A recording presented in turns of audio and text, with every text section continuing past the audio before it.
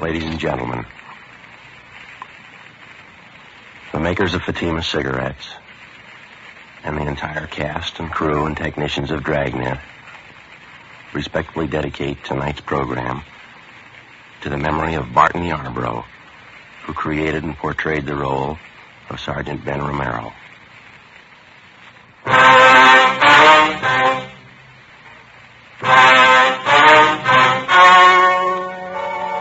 The story you are about to hear is true.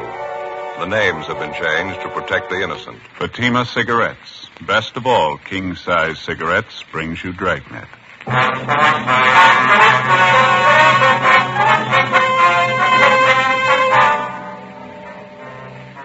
You're a detective sergeant. You're assigned a robbery detail. 2 convicts escaped from a nearby state penitentiary in the early morning. According to reports, they're heading for your city. They're both armed. They're both dangerous. Your job, get them. Fatima, America's first, largest-selling blended cigarette. Now king size. See the difference. Taste the difference. Smoke the difference. And in Fatima, the difference is quality. Yes, you get all the advantages of extra length, plus Fatima quality, which no other king-size cigarette has. Fatima quality that gives you extra mildness, a much different, much better flavor and aroma. Definitely the best quality in its class, but the same price as the cigarette you're now smoking. So compare Fatima yourself today. When you see the difference, taste the difference, smoke the difference, you'll switch to Fatima. Because in Fatima, the difference is quality. Ask your dealer for Fatima in the bright, sunny yellow pack. Fatima, best of all king-size cigarettes.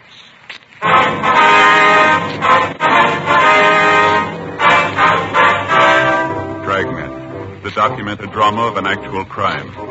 For the next 30 minutes, in cooperation with the Los Angeles Police Department, you will travel step by step on the side of the law through an actual case transcribed from official police files.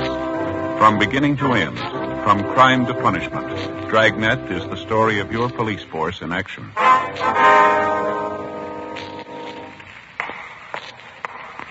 It was Saturday, April 24th. It was hot in Los Angeles. We were working the day watch out of robbery detail. My partner's Ben Romero. The boss is Captain Didion. My name's Friday. It was 5 minutes past 8 a.m. when I got to room 27A. Robbery detail. Morning, Joe. Hi, Crowley. How's it working out? Any more word on the escaped prisoner? Nothing this morning, no. Captain likes to see you, Joe. Okay. Ben check in yet? Nope. No. Getting a little late. Guess he was held up, huh? Captain wants to see you right away. Some bad news, Joe. Oh, what's the matter? Maybe it'd be better if he told you. Oh, all right. Oh, morning, Joe. Hi. Do you want to see me? Yeah, come on in. All right. Sit down. Yeah? Got some bad news, Joe. Real bad. Well, what's the matter? I know how much it means. I wish I didn't have to be the one to tell you. Well, tell me what. Sorry, Joe. It's about Ben. Something's happened. Ben? Well, what do you mean? We were notified about it early this morning. I thought about calling you. Figured it'd be better if I told you in person. Well, what's the matter? Is Ben sick? He's dead, Joe. Ben's dead early this morning. What? Yeah, sorry. Heart attack happened a little after 6 o'clock this morning. No. Got out of bed, started dressing, go to work, went downstairs to put a pot of coffee on, make some toast. Wife heard him fall. She went downstairs and found him. Already dead. Went fast. Look, I don't get this. It couldn't be. Sorry, Joe. Means a lot to all of us. Yeah, well, I still don't get it. Ben didn't have any trouble with his heart. He never mentioned anything about it. Well, maybe that was the trouble. With his heart, all right. When his wife found him, she called the doctor and the fire department rescue squad. They worked over him for an hour. No use. And his wife called me. Enough to tear your heart out. I can't believe it. What'd she say? Well, she didn't break up. Too shocked to realize it, I guess. Sounded apologetic. She said, "I'm sorry, Captain. This is Mrs. Romero. Ben died this morning. I thought you ought to know. Ben's dead." Oh, that's terrible. It's a lousy shame. kept saying the same thing over again. I'm sorry, Ben's dead. I thought you ought to know. Ben's dead. Yeah. Joe Whitehead and I went out there right away, tried to talk to her. Wasn't much use. Excuse me. I'm sorry. Yeah. You were with him a long time. Yeah. 11 years. The day I came on the job, they assigned me as his partner. You know, this is a tough one. It's hard to believe. Tougher on his wife. If it's all right with you, I'd like to go see her. All right. I wish I could give you the day off, Joe. I know what it means to you. The escaped convicts thing, I just can't spare you. Yeah, that's all right. I'd just soon work. I figure I ought to talk to Amy, though. Might help to take the edge off it for her, maybe. Sure. Go ahead. Joe? Yeah? I know what it is. I've been on the job 19 years. Lost 2 partners. Good cops. One of them was killed in the line of duty. The other one worked at his job until he dropped. It's the same thing, Joe. Yeah. In my book, they both rate medals. I left the office and went down in the elevator alone. I got in the car and I started over for Ben's place. I thought about what I was going to say to his wife. I thought about his little boy. I thought about Ben. 11 years I'd been working as a cop. And all of a sudden it wasn't the same anymore. I thought about the first day I met Ben. I was a rookie. I remembered what he taught me about being a cop. I thought about how much I owed him. I thought about the thousands of cops just like him all over the country. The ones that came before us. The ones that'll take our place. I thought about their lives and their homes and their families. What they meant. What their jobs meant. I thought about Ben. 11 years. Stakeouts, the early morning watch, interrogations, office duty. You could cover it in volumes or you could write it on the back of an envelope. He was a good cop and he was a good friend. There wasn't much else to say. It was a big loss. I stayed at Ben's house for about an hour talking to his wife. Joe Whitehead from the medical detail was there. All things considered, she seemed to be taking it fairly well. I told her I'd drop around later in the day, and then I checked back in at the office for work. Temporarily, Sergeant Ed Jacobs was assigned to work with me. The big problem at the moment was a pair of escaped convicts. Jacobs and I drove out to run down on a possible lead. 11:05 a.m., we got to the address listed, the Cathedral of St. Augustine. We checked in at the rectory, and then we went around to the church.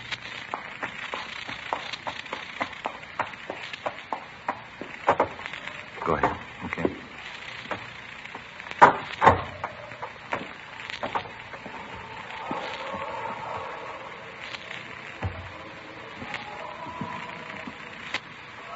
Sure a beautiful church, isn't it?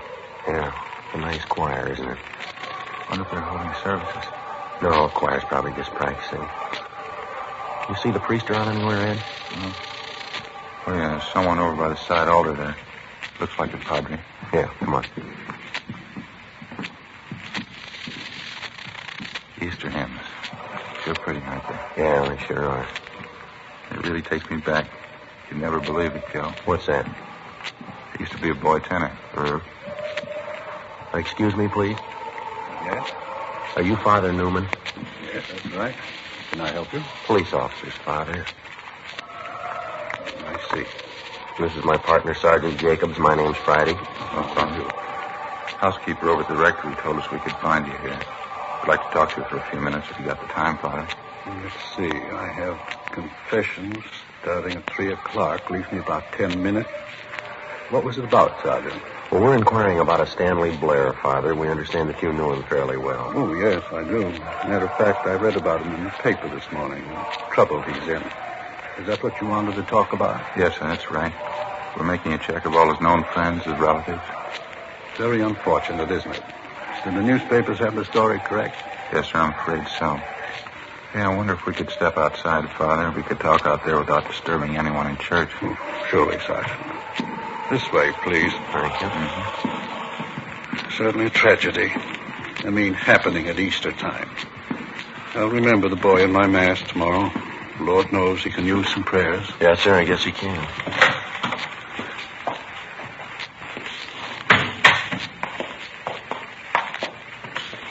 Here we are. Bench there, if you care to sit down. No, sir, that's all right. The newspapers weren't too specific.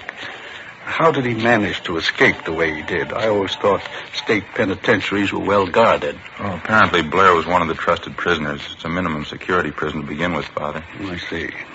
I suppose Blair and the man he escaped with thought about it a good deal. According to the paper, it was well planned. When did they get away, last night? Oh, it was this morning. Prison officials figure about 2 a.m. They slugged the guard and went over the wall. Somehow the two of them got hold of a gun, held up a motorist on the highway and stole his car. That's the last report we had. Terrible. Do the police consider them dangerous? Well, they're armed, Father. Both of them were doing time for robbery. They've both used guns before. How about possible contacts he might have out of town, Father? Can you help us there at all? I'm afraid not, Sergeant. I think Stan knew some people in San Francisco. I don't know their names or addresses, though. I haven't any idea. And there's no special person or place that you know of that he'd be likely to go if he heads back for Los Angeles? No, none I can think of. You imagine he'd be likely to come back here? We're not sure. Last report we had seemed to indicate Blair and his partner were heading this way. Prison's only about 40 miles away. Could be there in the city now. I don't understand. I mean, with all the police looking for them, why would they come back here? They probably figure they can find cover a lot easier than they could in some of the small towns. Sergeant. Yeah, Father. Do you think they'll have trouble taking Stan? I mean, can they take him alive? Well, we'll try our best to make it that way. It's like I told you, Father. He's got a gun. If he's cornered, there's a good chance he might try to shoot his way out. It gets discouraging sometimes. I try to help them. I pray for them. Young thieves. I only hope they're all as lucky as he was. How's that, sir? The grotto back there in the garden. Figure of a man in it.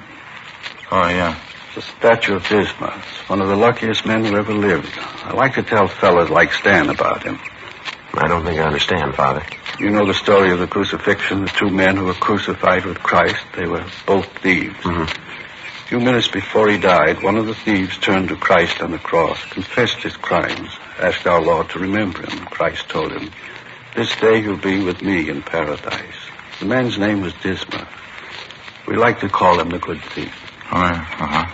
I told Stan about it right here in this courtyard. He should have remembered it. Yeah, I guess so. I told him you never give up hope. You can make the grade in the last 5 minutes of your life. Stan ought to know better. He ought to remember. Sir? The good thief. He made it with a prayer, not with a gun in his hand.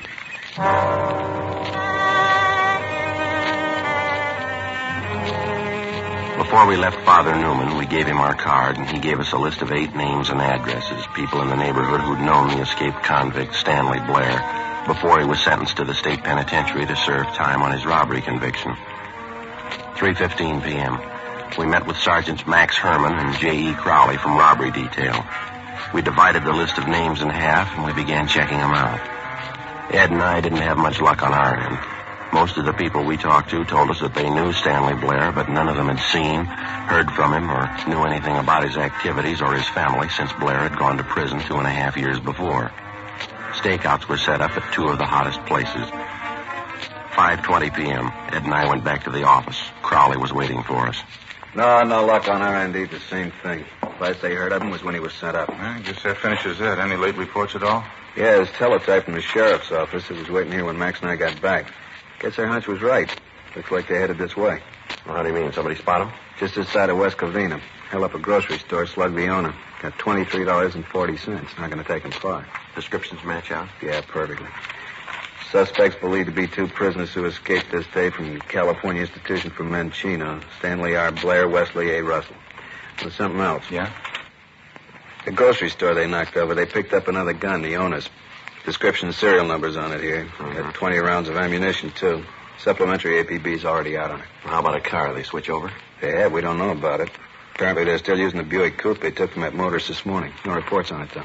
It's a queer one. You'd think somebody'd spot it. They got the highway patrol working this? Highway patrol, sheriff's office, our department, everybody you can name. By the way, you had R&I pull their mugshots, didn't you? Yeah, both of them, Blair and Russell. They're running off the duplicates now. 500 of them should be about ready. Pretty good shots? Stand-up mugs, fairly recent. They were made the last time we had the 2 of them through here. How about that other list of their friends and relatives we pulled from their packages? Young and McCaleb were checking them out, weren't they? Probably still are. No word from them yet. How do you size it to them, Joe, Blair and Russell? I don't know. It's a tough combination. Russell's older. He's got the experience. Blair's younger. He's got the nerve. Any way you figure it, it's not going to be easy. Guns and the ammunition they grabbed, they ain't going to help much either. I guess the roadblocks are up, huh? Highway Patrol take care of that? Yeah, all set working now. All our special details have been alerted. Airports, bus depots, train terminals, just about everything covered. Robbery crawling. Yeah, Mike, how is it? Uh-huh. You'll stay on it, huh? Right. See you later.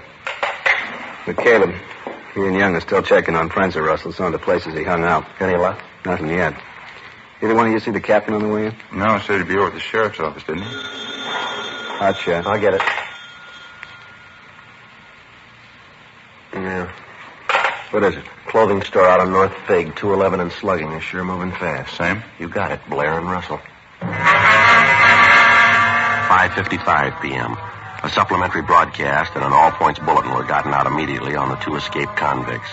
While Crowley and Herman stood by at the office, Ed Jacobs and I picked up duplicate mugshots of the suspects and drove out to the scene of the robbery, a men's clothing store near the intersection of North Figueroa and Merced. We showed a group of mugshots to the victim and two witnesses, and they definitely identified Blair and Russell as the hold-up men. The robbery had netted them less than $20. We relayed all the information we got back to communications immediately, and another supplementary broadcast was gotten out on the two fugitives. An hour later, at 7:05 p.m., Blair and Russell hit again, this time at a sporting goods store in the San Fernando Valley. It netted them $94, a .30-30 hunting rifle, and 200 rounds of ammunition. According to the broadcast, they were last seen heading north through the valley in the Buick Coupe, the original escape car. 7:38 p.m., Ed Jacobs and I got a call to return to our station.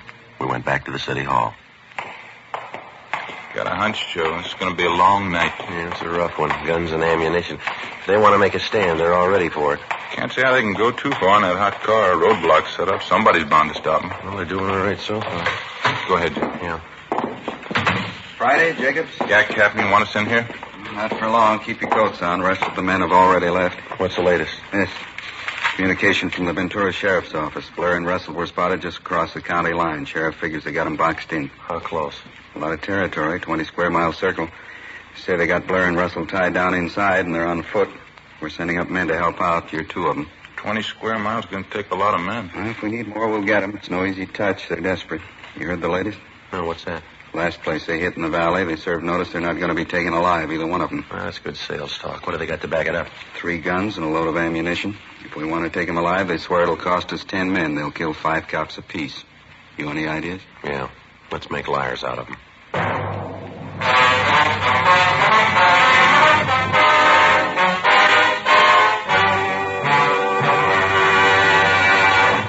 You are listening to Dragnet. Authentic stories of your police force in action. Fatima, America's first, largest-selling blended cigarette. Now king size. See the difference. Taste the difference. Smoke the difference. And in Fatima, the difference is quality. Yes, you get all the advantages of extra length, plus Fatima quality, which no other king-size cigarette has. You see, Fatima contains the finest domestic and Turkish tobaccos, superbly blended. And Fatima is extra mild, with a much different, much better flavor and aroma. Fatima, definitely the best quality in its class, but the same price as the cigarette you're now smoking. No wonder more smokers now insist on king-size Fatima than ever before. Friends, try Fatima. Buy several packs. Compare them over the last weekend of the old year. We're convinced you'll start the new year with Fatima. Yes, when you see the difference, taste the difference, smoke the difference, you'll switch to Fatima. Because in Fatima, the difference is quality. Buy Fatima. Best of all, king-size cigarettes.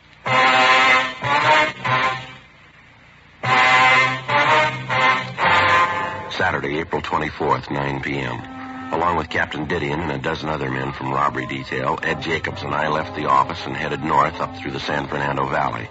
The area where the 2 escaped convicts were reportedly surrounded was just on the outskirts of Ventura County line. On the way out, we stopped for a minute and I phoned Ben's house. His wife had been given a sedative and she was resting. Her folks were with her. 10:15 p.m. We arrived at the meeting point on the edge of the blockaded area from which the search was being directed.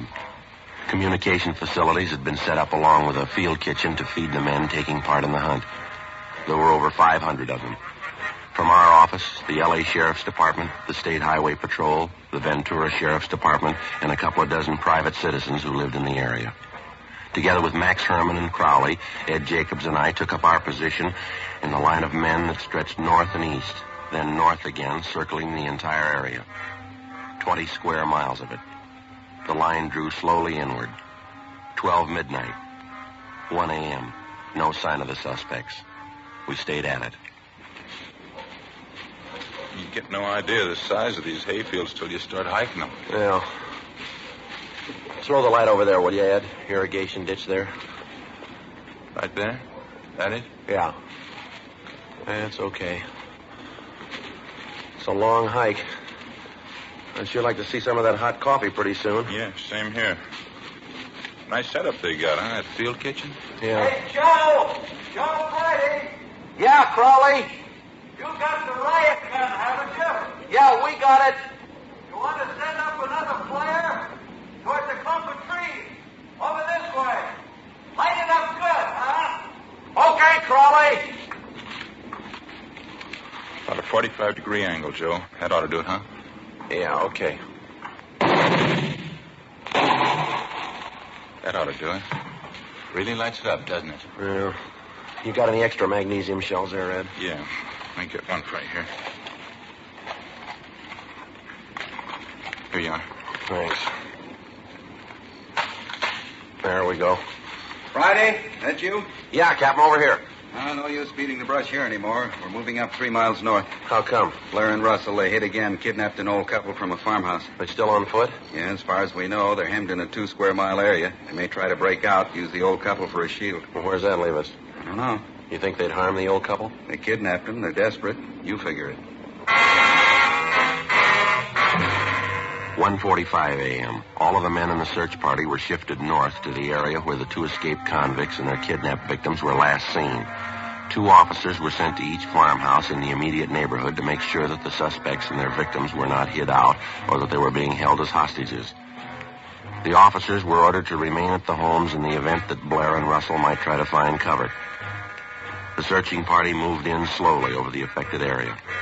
We knew for certain the suspects were still somewhere inside. 2:15 a.m. Still no sign of them. The lines drew in closer. 2:30 a.m.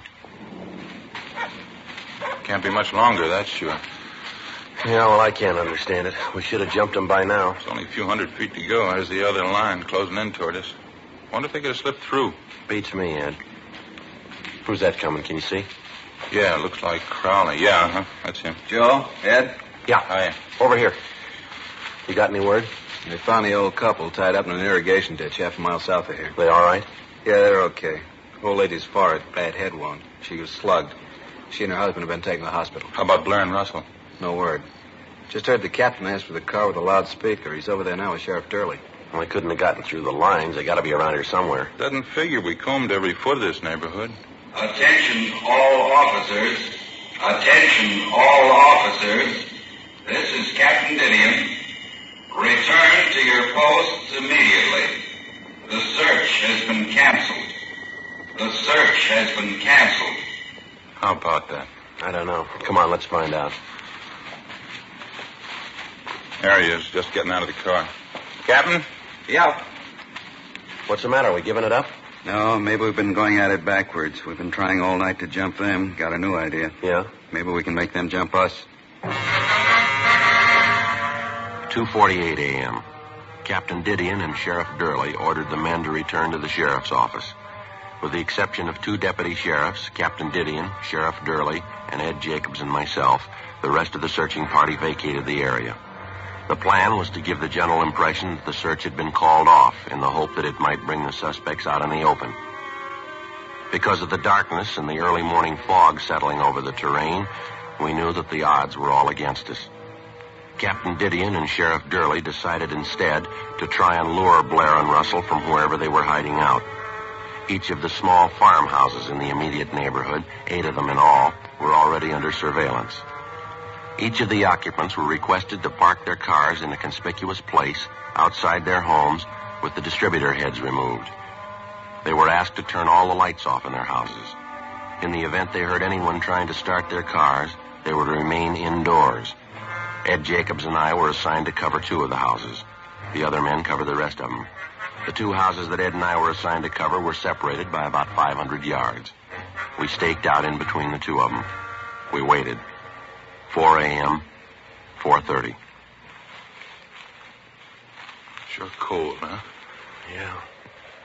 Fog goes right through you. We're going to be getting light pretty soon.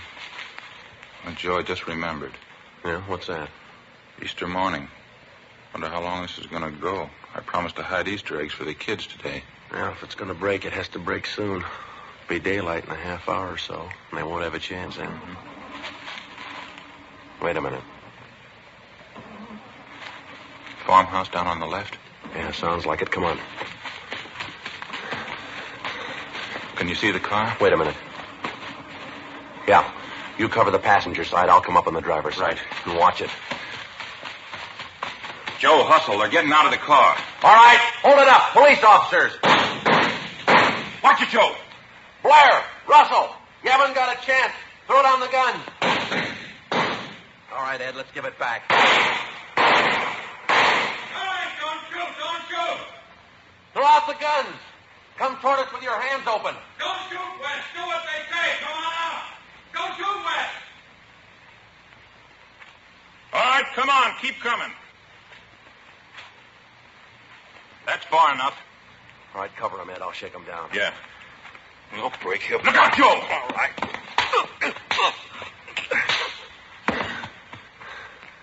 You want to throw the cuffs on him? Yeah, right. I'll go get the car. You want to keep him covered, Ben? Excuse me, Ed. Ed, I mean. It's all right. Too bad he wasn't here tonight. How can you tell for sure?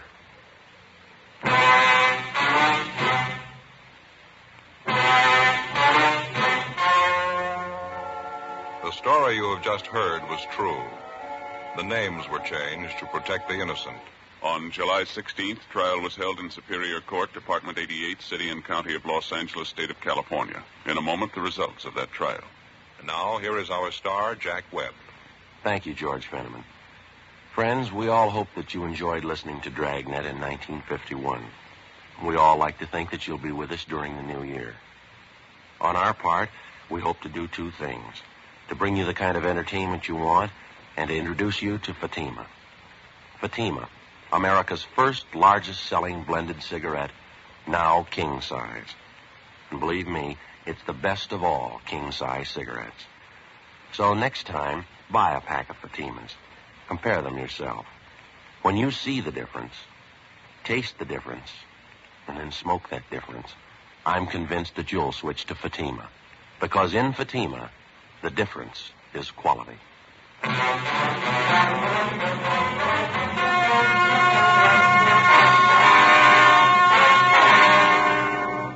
Stanley Blair and Wesley Russell were tried and convicted on 3 counts of first-degree robbery and 1 count of kidnapping. They received sentences as prescribed by law. First-degree robbery is punishable by imprisonment from 5 years to life. Kidnapping is punishable by imprisonment for not less than 1 nor more than 20 years.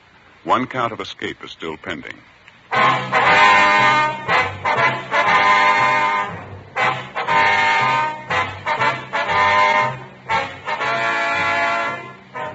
You have just heard Dragnet, a series of authentic cases from official files. Technical advice comes from the Office of Chief of Police W.H. Parker, Los Angeles Police Department. Heard tonight were Barney Phillips and Vic Perrin. Script by Jim Moser. Music by Walter Schumann. Hal Gibney speaking. Fatima Cigarettes. Best of all, king-size cigarettes has brought you Dragnet.